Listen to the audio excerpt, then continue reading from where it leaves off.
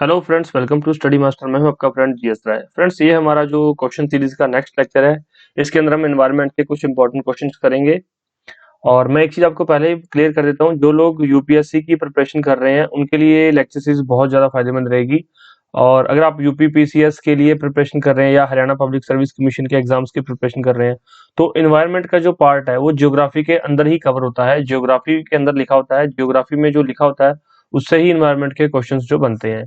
तो ये आपके लेक्चर सीरीज बहुत फायदेमंद रहेगी आपके लिए। तो ध्यान रखना, अगर आपके सिलेबस में एनवायरनमेंट नहीं भी लिखा हुआ तो भी क्वेश्चंस आपको जरूर मिलेंगे।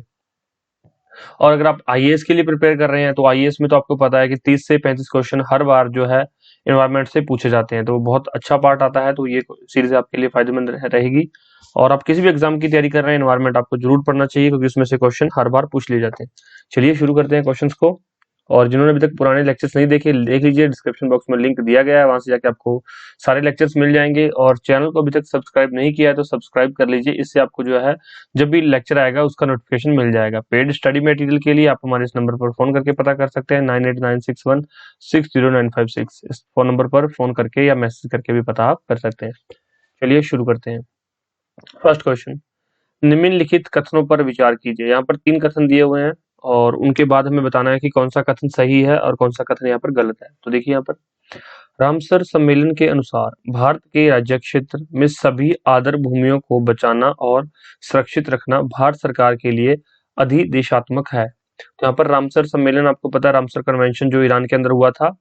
रामसर एक जगह है ईरान के अंदर, वहां पर एक सम्मेलन हुआ था। उस सम्मेलन के अनुसार जितने भी उसके मेंबर कंट्रीज है जिन्होंने रामसर कन्वेंशन पर या रामसर सम्मेलन में साइन किए थे, तो उनको क्या होता है, अपने राज्य क्षेत्र के अंदर जो कुछ आदर भूमियां होती हैं उनको सुरक्षित रखना होता है, उनको बचा कर रखना होता है। लेकिन यहाँ पर क्या दिया गया है, सभी आदर भूमियां। तो सभी नहीं है, जो नेशनल इंपॉर्टेंस की आदर भूमि में सिर्फ उनको बचाना होता है। तो ये यहाँ पर क्या है, कथन गलत है।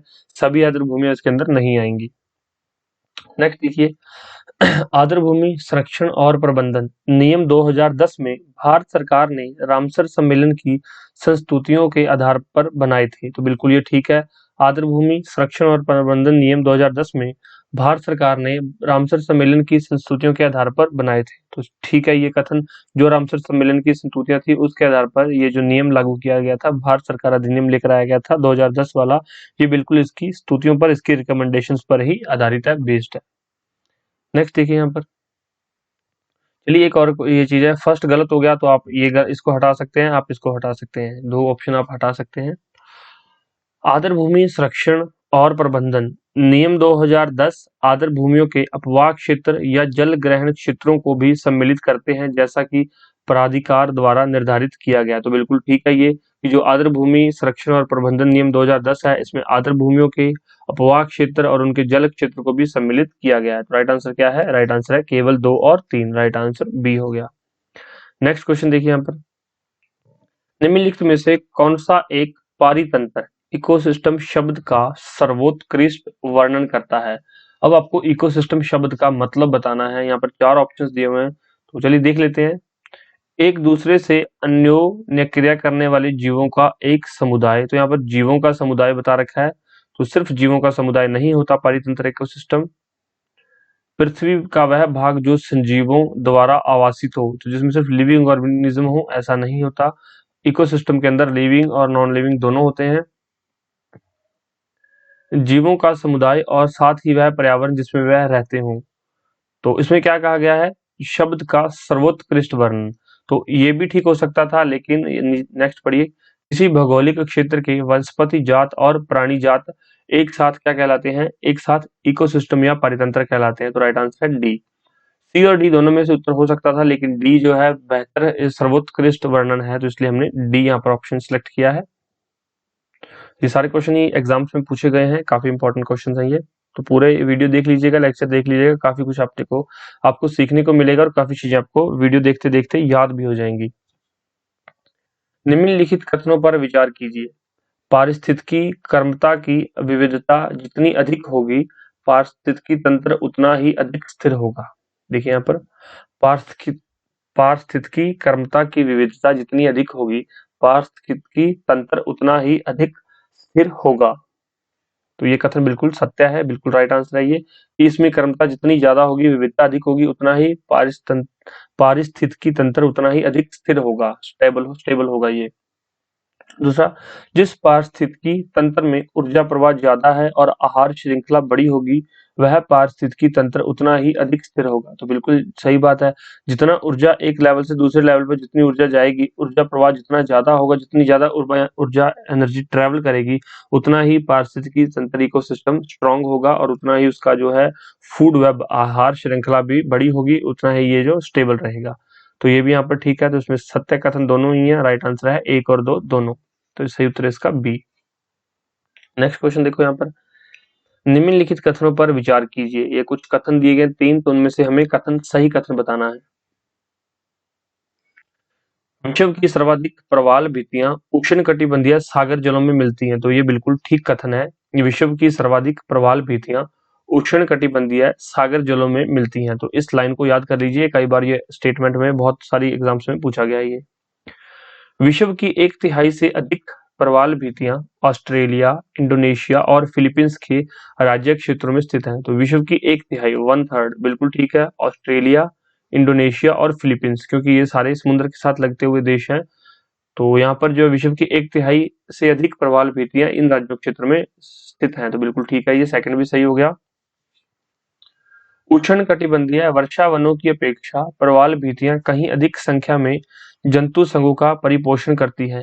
देखिए यहाँ पर फिर देख लीजिए, उष्णकटिबंधीय वर्षा वनों की अपेक्षा प्रवाल भित्तियां कहीं अधिक संख्या में जंतु संघों का परिपोषण करती हैं। तो ये भी ठीक है, क्योंकि सबसे बड़ा जो है तंत्र है वो पानी के अंदर, जल के अंदर रहता है। आगे मैं आपको बताऊंगा, सबसे बड़ा जो है ये आहार श्रृंखला भी वो जल के अंदर होती है। तो इसलिए सबसे ज्यादा जो है उष्णकटिबंधीय वर्षा वनों से भी ज्यादा प्रवाल भित्तियां जंतुओं के लिए खाना प्रोड्यूस करती हैं, भोजन प्रोड्यूस करती हैं। तो इसलिए इसका राइट आंसर है, तीनों सही है। सही उत्तर क्या हो गया, डी इसका सही उत्तर है। चलिए नेक्स्ट देखिए यहाँ पर, निम्नलिखित कथनों पर विचार कीजिए। उष्णकटिबंधीय विषुवत वनों में जैव विविधता सर्वाधिक होती है। उष्णकटिबंधीय विषुवत वनों में जैव विविधता सर्वाधिक होती है। तो ये बिल्कुल क्या है, ठीक है, ये बिल्कुल होती है। उष्णकटिबंधीय वर्षा वन के क्षेत्र कृषि की दृष्टि से उपयोगी होते हैं। तो ये बिल्कुल कृषि की दृष्टि से उपयोगी नहीं होते, क्योंकि यहाँ पर एक्स्ट्रा झाड़ी बूटियां, झाड़, बड़े बड़े पेड़ वृक्ष उग जाते हैं, जो कृषि के लिए बिल्कुल ठीक नहीं है। कृषि को होने ही नहीं देंगे। तो ये दूसरा ऑप्शन यहाँ पर गलत है। तो केवल कथन सत्य बताना था, तो केवल एक इसका सही उत्तर क्या है, केवल एक, ए इसका सही आंसर हो जाएगा। नेक्स्ट क्वेश्चन देखिए यहाँ पर, मरुस्थलीकरण को रोकने के लिए संयुक्त राष्ट्र अभिसमय मरुस्थलीकरण को रोकने के लिए संयुक्त राष्ट्र अभिसमय United Nations convention to combat desertification का क्या महत्व है। यहाँ पर देखिए, यहाँ पर महत्व 3 ऑप्शंस दिए हुए हैं, देखते हैं कौन कौन से इसमें से सही हैं। इसका उद्देश्य है नव परिवर्तनकारी राष्ट्रीय कार्यक्रमों एवं समर्थक अंतरराष्ट्रीय भागीदारों के माध्यम से प्रभावकारी कार्रवाई को प्रोत्साहित करना है। तो ये जो United Nation convention to combat desertification है, इसका क्या उद्देश्य है, इसका उद्देश्य है नव परिवर्तनकारी राष्ट्रीय कार्यक्रमों एवं समर्थक अंतरराष्ट्रीय भागीदारियों के माध्यम से प्रभावकारी कार्रवाई को प्रोत्साहित करना है। तो ये बिल्कुल ठीक है, ये इसका एक उद्देश्य है। दूसरा ऑप्शन देखिए यहाँ पर, यह विशेष रूप से दक्षिण एशिया एवं उत्तरी अफ्रीका के क्षेत्रों पर केंद्रित होता है। तो पहले में देखिए यहाँ पर क्या लिखा गया है, इसके अंतरराष्ट्रीय भागीदारों। तो जितने भी अंतरराष्ट्रीय भागीदार है, चाहे वो दक्षिण एशिया से हों, चाहे वो अफ्रीका से हों, चाहे वो अमेरिका से हों, तो इसलिए इन्होंने क्या कहा है, दक्षिण एशिया और अफ्रीका लिया गया है, सिर्फ इन पर ध्यान केंद्रित है। ये बिल्कुल गलत है। ये इनके जितने भी सहभागी देश है, सभी के लिए ये विशिष्ट रूप से ये कार्य करता है। इसलिए ये सेकंड ऑप्शन गलत हो गया। जिसमें 2 है वो हटा देते हैं, इसमें भी 2, इसमें 2 है, ये दोनों हटा देते हैं। अब या तो केवल एक ठीक है, या 1 और 3 दोनों ठीक है। तीसरा देख लेते हैं, यह मरुस्थलीकरण को रोकने में स्थानीय लोगों की भागीदारी को प्रोत्साहित करने हेतु ऊर्ध्वगामी उपागम बॉटम अप अप्रोच के लिए प्रतिबद्ध है। तो बिल्कुल ठीक है कि मरुस्थलीकरण रोकना है, डिजर्टिफिकेशन को रोकना है, कम्बैट करना है, तो स्थानीय लोगों की भागीदारी ज्यादा से ज्यादा होनी चाहिए। अब आप देखिए, एक चीज मैं आपको एग्जांपल देता हूँ प्रैक्टिकल। अगर आपके आस पड़ोस सफाई रखनी है, मान लीजिए आप किसी गांव से बिलोंग करते हैं, तो आपके आस-पड़ोस अगर सफाई रखनी है तो आप खुद रखेंगे ना, आपके घर के पास आपको खुद सफाई करनी पड़ेगी, पेड़ आपको खुद लगाना पड़ेगा। अब सारा काम मोदी तो नहीं करेगा आके, सारा काम पंचायत तो नहीं करेगी आके, सारा काम जो है देश का पीएम या आपका सीएम तो नहीं करेगा आके, वो तो सिर्फ एक चेन है चलती जा रही है। लेकिन खुद आपको आपके घर के पास आस-पड़ोस सफाई रखनी पड़ेगी। उसी तरह से डेजर्टिफिकेशन को रोकने के लिए, मरुस्थलीकरण को रोकने के लिए स्थानीय लोगों की भागीदारी को प्रोत्साहित करना, ये United Nation convention to combat desertification का एक उद्देश्य है। तो राइट आंसर क्या है? 1 और 3, सी इसका सही उत्तर है। नेक्स्ट क्वेश्चन देखो यहाँ पर, निम्नलिखित कथनों में से कौन सा या कौन से कथन असत्य है? तो यहाँ पर झूठ कथन देखने, कौन से यहाँ पर गलत कथन दे रखे हैं। आहार श्रृंखला बड़ी और आहार जाल छोटा और जटिल होता है। तो यहाँ पर क्या बोला गया है? आहार श्रृंखला बड़ी होती है और आहार जाल छोटा होता है। ऐसा नहीं है, आहार जाल छोटा होता है और आहार श्रृंखला जो है वो बड़ी होती है, तो ये गलत है। निम्न ये अपोजिट दिया हुआ है, मतलब ध्यान रखना, थोड़ा सीख लीजिए, कुछ चीजों को याद करना भी सीखिए कि हाँ सर ने कुछ बताया था उसको हम याद रखेंगे। और मैं बार बार कहता हूँ आपको, हर एक लेक्चर में भी कहता हूँ, हर एक जो भी लेक्चर होता है हमारा, कि यहाँ से वीडियो देखने के बाद, वीडियो लेक्चर को देखने के बाद एक बार ये जो चैप्टर है बुक से, आपके नोट्स से, स्टडी मास्टर के आपने जो स्टडी मटेरियल लिया हुआ, पेड स्टडी मटेरियल, वहां से कहीं से भी एक बार इस चैप्टर को जरूर पढ़ लीजिए। क्वेश्चन करने के बाद एक बार वो चैप्टर जरूर कर लीजिए। आप कभी भी क्वेश्चन को गलत नहीं करके आएंगे, बिल्कुल ठीक करके आएंगे क्वेश्चन को। दूसरा देखिए, निम्न अक्षांशों से उच्च अक्षांशों की ओर जाने पर जैव विविधता में वृद्धि होती है। तो नहीं, उच्च अक्षांशों से निम्न अक्षांशों की तरफ जाने पर जैव विविधता में वृद्धि होती है, तो ये भी अपोजिट दे रखा है। तो मतलब दोनों ही कथन असत्य हैं, क्योंकि इन्होंने दोनों अपोजिट दे रखे हैं, उल्टे दे रखे हैं। तो सही उत्तर क्या है? सी, दोनों ही यहाँ पर गलत है। नेक्स्ट क्वेश्चन देखिए यहाँ पर, भारत रामसर अभिसमय, रामसर कन्वेंशन का एक पक्षकार है और उसे बहुत से क्षेत्रों को रामसर स्थल घोषित किया है। निम्नलिखित में से कौन सा कथन इस अभिसमय के संदर्भ में सर्वोत्तम रूप से बताता है कि इन स्थलों का अनुरक्षण कैसे किया जाना चाहिए? अब मैं आपको दो चीजें पहले बता देता हूँ, क्लियर। क्वेश्चन काफी लंबा है, तो जो लंबे क्वेश्चन होते हैं वो क्या होते हैं? गलत होने के चांसेस ज्यादा होते हैं। क्यों? क्योंकि आप उसको पढ़ नहीं पाते और पढ़ के समझ नहीं पाते वो पूछना क्या चाह रहा है। तो इसमें ये बताया गया कि रामसर अभिसमय, रामसर कन्वेंशन का भारत एक मेंबर है, तो बिल्कुल इसका पक्षकार है, इसका एक मेंबर है रामसर कन्वेंशन का। और भारत ने अपने बहुत सारे क्षेत्रों को रामसर स्थल भी घोषित किया हुआ है। तो यहाँ पर इसके अनुसरण कैसे किया जाता है, नीचे एक ऑप्शन दिए गए हैं कि इनकी हम रक्षा कैसे कर सकते हैं, इनकी व्याख्या कैसे की गई है। चलिए पढ़िए, यहाँ पर ऑप्शन दिए गए हैं। इन सभी स्थलों को मनुष्य के लिए पूर्णतया अगम्य बना दिया गया ताकि उनका शोषण न किया जा सके। तो ये ऐसा नहीं है कि मनुष्य के लिए पूर्णतः अगम्य, वहां पर मनुष्य जा ही नहीं सकता। तो रामसर स्थल मनुष्य जा सकते हैं, ठीक है, ध्यान रखना, ऐसा नहीं है। दूसरा, इन सभी स्थलों को पारिस्थितिकी तंत्र उपागम से संरक्षण किया जाए और इन्हें केवल पर्यटन और मनोरंजन की अनुमति दी जाए। तो ऐसा भी नहीं है कि सिर्फ और सिर्फ पर्यटन और मनोरंजन की अनुमति हो, वहां पर लोग रह ना पाए। वहां पर लोग रहते भी हैं, काम भी करते हैं, वहां पर, वहां से लकड़ी उठाते हैं, वहां से लकड़ी उठा के खुद का खाना बनाते हैं, वहां से सारा काम वहां पे होता है। लेकिन कैसे? एक कंट्रोल्ड वे में। आगे देखिए, प्रत्येक स्थल के लिए विशेष मानदंड और विशेष अवधि सुनिश्चित करते हुए उन विशेष अवधियों तक बगैर किसी शोषण के उन सभी स्थलों का पारिस्थितिकी तंत्र उपागम से संरक्षण किया जाए तथा इसके बाद भावी पीढ़ियों द्वारा उनके धारणीय उपयोग के लिए अनुमति दी जाए। तो ऐसा कोई विशेष मानदंड नहीं है कि प्रत्येक स्थल के लिए एक विशेष मानदंड हो, सभी के लिए एक जैसे मानदंड है रामसर कन्वेंशन साइट के अंदर। यह ध्यान रखना, ये पहली ही लाइन में ये ऑप्शन गलत हो जाता है। तो अब एक ही ऑप्शन बचता है जो यहाँ पर आपका ऑप्शन ठीक है, उसको पढ़ लेते हैं। इन सभी स्थलों का पारिस्थितिकी तंत्र उपागम से संरक्षण किया जाए और साथ साथ उनके धारणीय उपयोग की भी अनुमति दी जाए। अब देखिए यहाँ पर बताया कि सस्टेनेबल यूज, कि उसको यूज भी करो और आने वाली पीढ़ियों के लिए भी संभाल के रखो।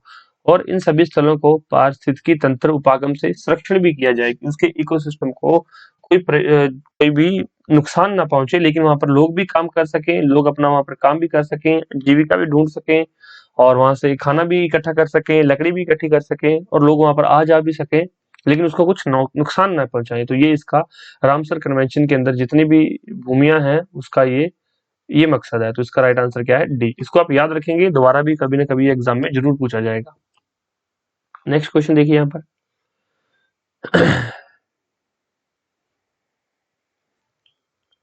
प्रवाल भित्तियों की वृद्धि के लिए कोरल रीफ की वृद्धि के लिए निम्नलिखित में से कौन सी आवश्यक दिशाएं हैं? तो प्रकाश स्थिति है, चाहिए बिल्कुल। स्वच्छ एवं अवसाद रहित जल भी चाहिए उनको। 6% की समुद्री लवणता, तो ऐसी कोई कंडीशन नहीं है। उष्णकटिबंधीय समुद्री जल जिसका तापमान 20 से 21 डिग्री तक हो, तो ये भी ठीक है। तो समुद्री जल तापमान 20 से 21 डिग्री होना चाहिए, प्रकाश चाहिए, स्वच्छ एवं अवसाद रहित जल भी चाहिए कि उसमें कुछ अवसाद ना हो, क्योंकि अगर कुछ मतलब एक्स्ट्रा पॉल्यूटेंट्स रहेंगे तो उसके अंदर क्या होगा, जल के अंदर अगर पॉल्यूटेंट्स रहेंगे तो वहां पर प्रवाल भित्तियां, कोरल रीफ्स हो नहीं पाएंगी। तो इसमें जब 1, 2 और 4, तो पहले 3 वाले हटा के देख लो, ये 3 वाला हटा दिया, इसमें भी 3 है तो ये हटा दिया। अब 1 और 4, तो ये इसका राइट आंसर क्या है, ए इसका सही उत्तर है। तो फ्रेंड्स मैं एक चीज आपको और बता देता हूँ, मैं आपको ये क्यों सिखा रहा हूँ कि ये 3 को हटा दो, इससे आपको जो है इसको बोलते हैं एलिमिनेशन मेथड। ये यूपीएससी में तो बहुत काम आता है स्टूडेंट्स के, एलिमिनेशन मेथड।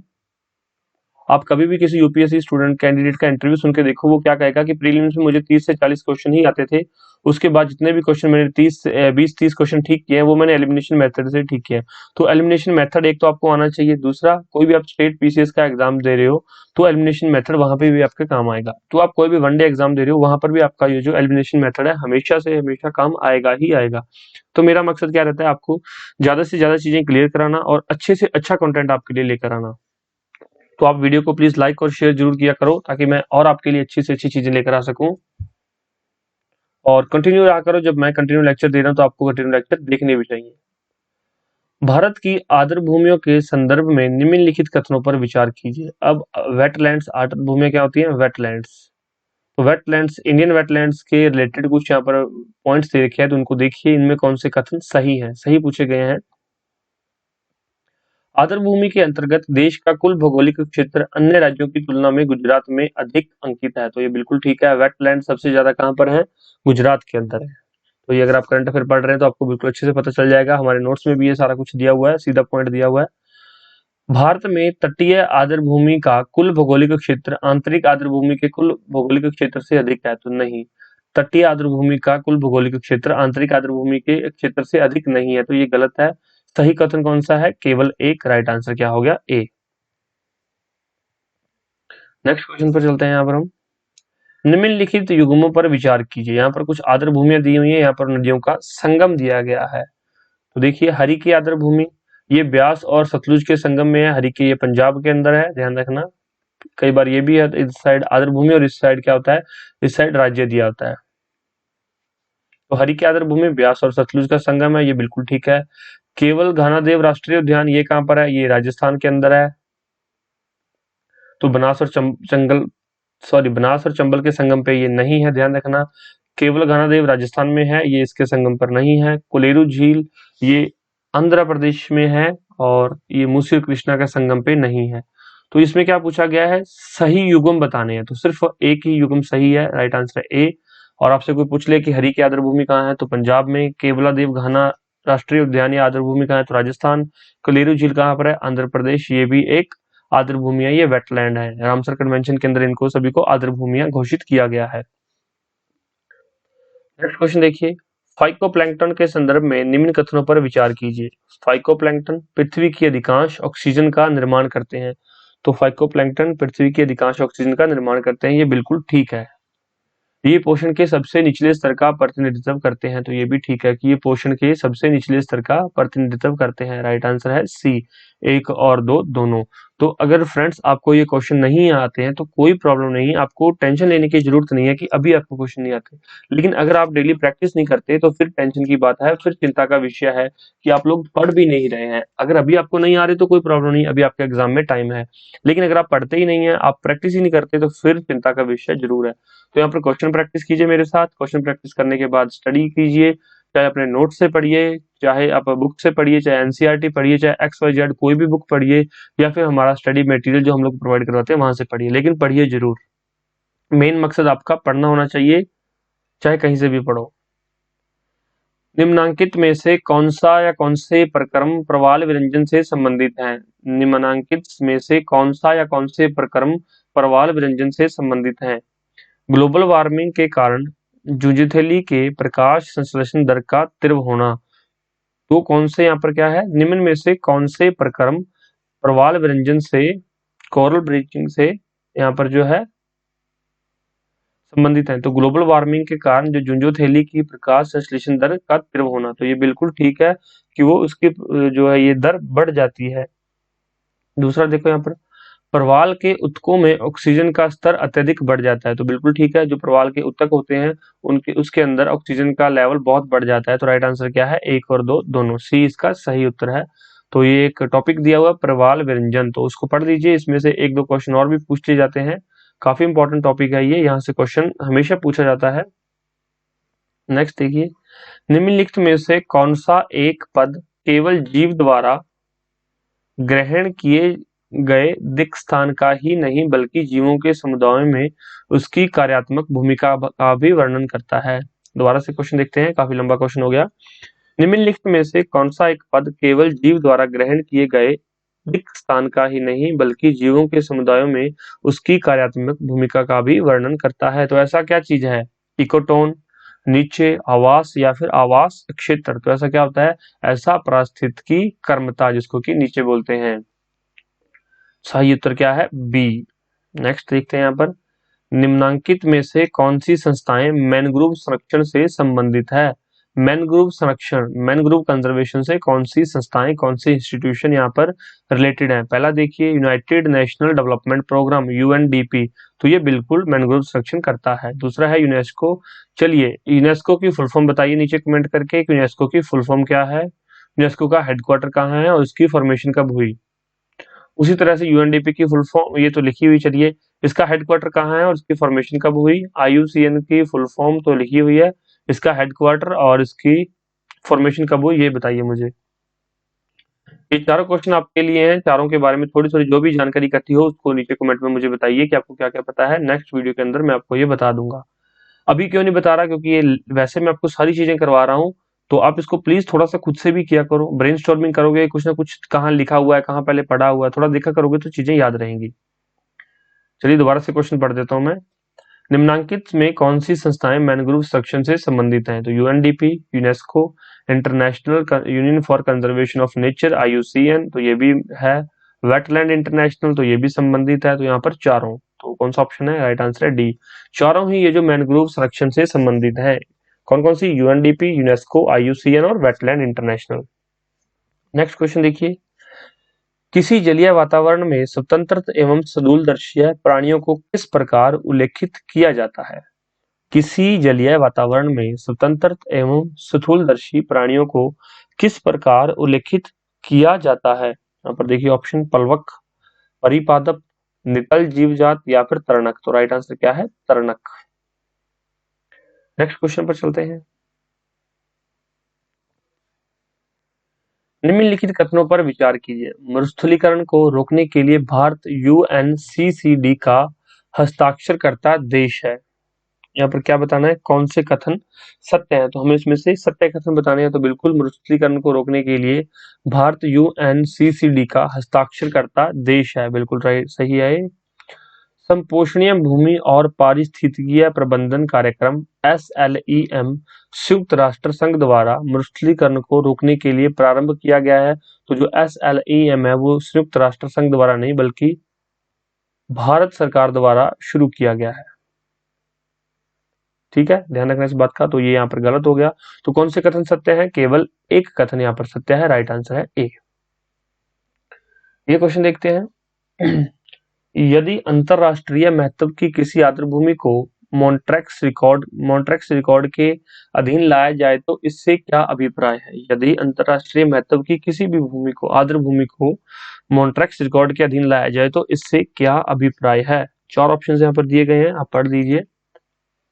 मानव हस्तक्षेप के परिणाम स्वरूप आर्द्रभूमि के पारिस्थितिकी स्वरूप में परिवर्तन हो गया है या हो रहा है या होने की संभावना है। तो बिल्कुल सही उत्तर क्या है? ए इसका सही उत्तर है। मॉन्ट्रैक्स रिकॉर्ड के अंदर कोई भूमि अगर तो लेके आते हैं तो उसका क्या मतलब है, या फिर क्यों लाई जाती है? तो मानव हस्तक्षेप के कारण उस आर्द्र भूमि का जो पारिस्थितिकी स्वरूप है या तो उसमें परिवर्तन हो गया है या परिवर्तन हो रहा है या संभावित है, तो इसलिए उस आर्द्र भूमि को मॉन्ट्रैक्स रिकॉर्ड के अंदर लाया गया है और उसके लिए फिर अलग से प्रावधान दिए गए हैं। वो मैं आपको लेक्चर में करवा भी चुका हूँ। जिन्होंने अभी तक हमारे लेक्चर्स नहीं देखे हैं वो लेक्चर देख लीजिए, डिस्क्रिप्शन बॉक्स में लिंक दिया गया है, उसमें लेक्चर्स जो है दिए गए हैं सारे। आपको जनरल स्टडीज के लेक्चर हिंदी में भी अवेलेबल हैं और इंग्लिश के अंदर भी अवेलेबल हैं, तो वहां पर देख लीजिए, सारी चीजें मैंने वहां पर बताई हुई हैं। नेक्स्ट देखिए यहाँ पर, निम्नलिखित कथनों पर विचार कीजिए। यहाँ पर कुछ कथन दिए गए हैं तो उन पर विचार करने के लिए कहा गया है। ये पहला कथन पढ़ लीजिए यहाँ पर, मरुस्थलीकरण की समस्या का समाधान करने के लिए भारत के पास एक राष्ट्रीय नीति और कानूनी ढांचा है। तो मरुस्थलीकरण की समस्या का समाधान करने के लिए भारत के पास कोई भी राष्ट्रीय नीति नहीं है, सिर्फ एक कानूनी ढांचा है, राष्ट्रीय नीति नहीं है। और कानूनी ढांचा भी क्या है, वो भी सिर्फ ऐसा नहीं है कि फोर्स्ड बाय लॉ, लॉ उस पर कुछ भी इन्फोर्स नहीं करेगा, सिर्फ और सिर्फ पीपल रिप्रेजेंटेशन एंड पीपल, उसके जो इसके अंदर पीपल पार्टिसिपेशन, आम लोगों की जन सहभागिता से ही मरुस्थलीकरण को रोका जा सकता है, जैसा हमने पिछले क्वेश्चंस में पढ़ा था। तो ये गलत है यहाँ पर। दूसरा देखिए, मरुस्थलीकरण पर किए गए कार्यों की अपनी रिपोर्ट भारत सरकार यूएनसीसीडी को समय समय पर प्रशेषित करती है। तो बिल्कुल ठीक है, क्योंकि यूएनसीसीडी द्वारा जो भी भारत को काम सौंपा जाता है मरुस्थलीकरण पर अपने देश के अंदर, वो भारत सरकार करती है और अपनी रिपोर्ट जो है यूएनसीसीडी को भेजती है। तो इसमें कौन से कथन सत्य हैं? इसमें केवल दो, सिर्फ बी कथन सत्य, बी ऑप्शन का सही उत्तर है, केवल दो, सिर्फ और सिर्फ दूसरा कथन इसमें सत्य है। नेक्स्ट क्वेश्चन देखिए यहाँ पर, निम्नलिखित में से कौन एक विश्व का विशालतम पारिस्थितिकी तंत्र है? तो विश्व का सबसे बड़ा पारिस्थितिकी तंत्र, सबसे बड़ा इकोसिस्टम कौन है? देखिए यहाँ पर, समुद्र, घास के मैदान, वन या पर्वत। तो राइट आंसर क्या है? समुद्र। सही उत्तर है ए, समुद्र। नेक्स्ट क्वेश्चन देखिए, समुद्री वातावरण में मुख्य प्राथमिक उत्पादक क्या होते हैं? समुद्री वातावरण में मुख्य प्राथमिक उत्पादक कौन से होते हैं? फाइकोप्लैंक्टन, समुद्री अपतृण, समुद्री आवृतबीजी या फिर जलीय ब्रायोफाइट्स। तो क्या राइट आंसर है? राइट आंसर है फाइकोप्लैंक्टन, फाइटोप्लैंक्टन। याद रखेंगे आप इन सब चीजों को। ये बिल्कुल सिंपल से क्वेश्चन है, ये आपको जनरल स्टडीज में, चाहे आप मान लीजिए कोई छोटा HSSC लेवल का एग्जाम दे रहे हैं तो भी ऐसे क्वेश्चन आपसे वहां पर पूछे जाते हैं, ध्यान रखना। चाहे आप यूपी पुलिस का, यूपी कांस्टेबल का, बिहार कांस्टेबल का ऐसे एग्जाम दे रहे हैं तो ऐसे छोटे छोटे, जिसको आप टुच्चू क्वेश्चन बोलते हैं कि ये क्या क्वेश्चन है, तो ये क्वेश्चन वहां पर पूछ लिए जाते हैं, क्योंकि यूपीपीएससी मेंस में पूछा गया है। ये बहुत बड़े लेवल पे पूछे गए, लेकिन छोटे क्वेश्चन भी वहां पर पूछे जाते हैं। तो ये काफी इंपॉर्टेंट है, आप इनको पढ़िए, याद रखिए। यदि किसी महासागर का पाद पल सॉरी यदि किसी महासागर का पादप प्लवक किसी कारण से पूर्णतः नष्ट हो जाए तो इसका क्या प्रभाव होगा? तो महासागर का जो पादप है वो पूरे नष्ट हो जाए तो उससे क्या होगा? चलिए देखते हैं इसके प्रभाव। कार्बन सिंक के रूप में महासागर पर प्रतिकूल प्रभाव पड़ेगा। तो क्या होता है, जो महासागर है वो कार्बन सिंक का रूप का काम करते हैं। कार्बन सिंक का क्या मतलब है कि वो अपने अंदर कार्बन डाइऑक्साइड को समा लेते हैं। तो जब वहां पर पादप ही नहीं है, ऑक्सीजन प्रोड्यूस नहीं कर रहे, ऑक्सीजन को सॉरी ऑक्सीजन वो प्रोड्यूस नहीं कर रहे, कार्बन डाइऑक्साइड को वो यूज नहीं कर रहे हैं, वहां पर फोटोसिंथेसिस क्रिया नहीं हो रही है, तो वो कार्बन रूप से काम नहीं करेंगे। तो यहाँ पर क्या है, सही उत्तर चुनना है। तो ये फर्स्ट इसका ऑप्शन बिल्कुल ठीक है। नेक्स्ट देखते हैं यहाँ पर, महासागर की खाद्य श्रृंखला पर प्रतिकूल प्रभाव पड़ेगा। तो बिल्कुल, जब यही खत्म हो गए, पादप खत्म हो गए, तो खाद्य श्रृंखला अपने आप ये खत्म हो जाएगी। यहाँ पर प्रतिकूल प्रभाव पड़ेगा मतलब गलत इफेक्ट पड़ेगा, और यहाँ पर भी गलत इफेक्ट पड़ेगा। तो ये एक और दो दोनों सही है। तीसरा देखते हैं, महासागर का जल घनत्व प्रबल रूप से घट जाएगा। तो ये घटेगा नहीं, बढ़ जाएगा। तो ये तीसरा गलत है। तो जिसमें 3 आ गया उसको हटा दो, और इसमें राइट आंसर क्या है? 1 और 2। सही उत्तर क्या है? ए। इसका सही आंसर ये हो गया, 1 और 2 दोनों इसके सही उत्तर है। नेक्स्ट देखिए यहाँ पर, निम्नलिखित आर्द्र क्षेत्रों में से किन्हें रामसर का दर्जा प्राप्त है? तो चिल्का झील, बिल्कुल इसको रामसर का दर्जा प्राप्त है। चिल्का झील कहाँ पर है? उड़ीसा के अंदर। लोकटक झील कहाँ पर है? मणिपुर के अंदर। केवलादेव राष्ट्रीय उद्यान कहाँ पर है? राजस्थान के अंदर। वुलर झील कहाँ पर है? कश्मीर के अंदर। तो आप इन चारों को नीचे जो है कमेंट बॉक्स में लिखिए, ताकि आपको चीजें याद रहें। ऐसा भी क्वेश्चन मैच द फॉलोइंग में भी आ सकता है। तो निम्नलिखित आर्द्र क्षेत्रों में किन्हें रामसर का दर्जा प्राप्त है? चिल्का झील, लोकटक झील, केवलादेव राष्ट्रीय उद्यान या फिर वुलर झील। तो तो उसमें सभी को ये जो दर्जा प्राप्त है, रामसर साइट्स का, रामसर आर्द्र भूमियों का दर्जा प्राप्त है। नेक्स्ट देखिए यहाँ पर, भारत के समुद्री जल में हानिकारक शैवाल प्रस्फुटन में हो रही वृद्धि पर चिंता व्यक्त की गई है। इस समृद्धि के क्या तत्व हो सकते हैं? देखिए, ज्वारनमुद ज्वारनमुद सॉरी ज्वारनदमुख से पोषकों का प्रवाह, मानसून में भूमि से जल प्रवाह या समुद्रों में उत्प्रवाह। क्वेश्चन एक बार दोबारा से पढ़ लेते हैं ताकि हम अच्छे से इसका आंसर कर पाए। भारत के समुद्री जल में हानिकारक शैवाल प्रस्फुटन में हो रही वृद्धि पर चिंता व्यक्त की गई है समुद्री जल के अंदर। तो इसके क्या कारण हो सकते हैं? तो ज्वारनदमुख से पोषकों का प्रवाह हो रहा है, ये इसका एक कारण है। मानसून में भूमि से जल प्रवाह हो रहा है, ये भी इसका एक कारण है। समुद्रों में उत्प्रवाहन हो रहा है, तो ये भी इसका कारण है। तो सही उत्तर क्या है? 1, 2 और 3 सही उत्तर है डी। नेक्स्ट क्वेश्चन देखिए यहाँ पर, निम्नलिखित में से कौन सा कृत्रिम पारिस्थितिकी तंत्र है? यहाँ पर कृत्रिम मतलब आर्टिफिशियल के बारे में पूछा गया है।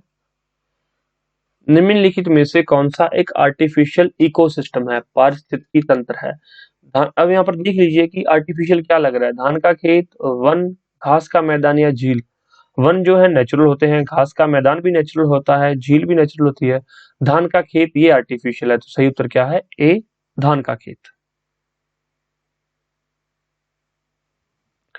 रामसर अभिसमय कन्वेंशन भारत जिसका एक हस्ताक्षर करता है, मैं आपको शुरू से ही बोल रहा हूँ चिल्ला चिल्ला कर कि भारत रामसर अभिसमय का एक हस्ताक्षर करता देश है जिसने उसको फॉलो किया हुआ है। किसके संरक्षण और विवेकपूर्ण उपयोग से संबंधित है? तो बताइए, रामसर अभिसमय ये किससे संबंधित है? आर्द्र भूमियों से, अनुवांशिक संसाधन, खाने या वन भूमि? तो राइट आंसर क्या है? आर्द्र भूमियों से संबंधित है रामसर कन्वेंशन या रामसर अभिसमय। रामसर जगह कहां पर है? तो ये ईरान के अंदर है। ये भी क्वेश्चन पूछा गया एग्जाम में कई बार। निम्नलिखित में से कौन एक किसी प्रजाति के विलोपन के लिए उत्तरदायी नहीं है? निम्नलिखित में से कौन एक प्रजाति के विलोपन के लिए उत्तरदायी नहीं है? तो व्यापक निच कर्मता, तो ये उसकी प्रजाति के विलोपन के लिए उत्तरदायी नहीं है, व्यापक निच कर्मता। ओके, यहाँ पे देखिए, निम्नलिखित में से कौन एक पारिस्थितिकी तंत्र के संबंध में सही नहीं है? निम्नलिखित में से कौन एक पारिस्थितिकी तंत्र के संबंध में सही नहीं है? 4 ऑप्शन यहाँ पर दिए गए हैं। पारिस्थितिकी तंत्र किसी निश्चित स्थान, समय, इकाई के समस्त जीवों तथा भौगोलिक पर्यावरण का प्रतिनिधित्व करता है। फिर से पढ़ते हैं, पारिस्थितिकी तंत्र किसी निश्चित स्थान, समय, इकाई के समस्त जीवों, भौतिक पर्यावरण का प्रतिनिधित्व करता है। तो भी बिल्कुल ठीक है, ये पारिस्थितिकी तंत्र से संबंधित है। यहाँ पर नहीं है पूछा गया, ठीक है। यह एक कार्यशील इकाई है, बिल्कुल ये कार्यशील इकाई है। इसकी अपनी उत्पादकता होती है, बिल्कुल होती है। यह एक बंद तंत्र होता है, नहीं, यह एक खुला तंत्र होता है। तो राइट आंसर क्या है? डी। तो इसमें डी जो है सही नहीं है, एक बंद तंत्र नहीं, यह एक खुला तंत्र होता है। एक मनुष्य के जीवन को पूर्ण रूप से धारणीय करने की आवश्यकता न्यूनतम भूमि को क्या कहते हैं? एक मनुष्य के जीवन को पूर्ण रूप से धारण करने की आवश्यक न्यूनतम भूमि को क्या कहते हैं? जीवजात, पारिस्थितिकीय पदछाप, जीवोम या फिर निकेत? सही उत्तर क्या है? पारिस्थितिकीय पदछाप। तो एक मनुष्य के पूरे जीवन को पूर्ण रूप से धारणीय करने की आवश्यक भूमि को पारिस्थितिकीय पदछाप कहा जाता है। तो ये थे हमारे कुछ क्वेश्चन इकोसिस्टम से रिलेटेड। और इसके अलावा अगर आपको कोई भी डाउट बच गया तो आप नीचे कमेंट करके हमसे पूछ सकते हैं। जो मैंने यहाँ पर कमेंट करने के लिए बोला है, आपको जो फुल फॉर्म कमेंट करने के लिए बोली है, वो आप नीचे कमेंट कर दीजिए।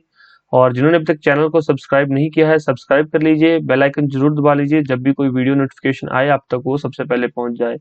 और पेड स्टडी मटेरियल के लिए आप हमारे इस फोन नंबर पर फोन करके पता कर सकते हैं, 9896160956। ये सिर्फ प्रीलिम्स की क्वेश्चन सीरीज है। इसके बाद जो मेंस की क्वेश्चन सीरीज है वो भी चलेगी, मेंस के क्वेश्चन भी आपको करवाए जाएंगे, बिल्कुल प्रैक्टिस करवाई जाएगी, सारी चीजें आपको अच्छे से कवर करवाई जाएंगी। तो जो अभी हमारे साथ जुड़ना चाहते हैं वो इस नंबर पर फोन करके आप हमारे से स्टडी मटेरियल ले सकते हैं, टेस्ट सीरीज ले सकते हैं, जो भी आपको चाहिए आप उससे रिलेटेड हमसे बात कर सकते हैं, पूछ सकते हैं। किसी को कोई डाउट क्वेरी हो तो कमेंट करके पूछ लीजिए, कमेंट का रिप्लाई आ जाएगा।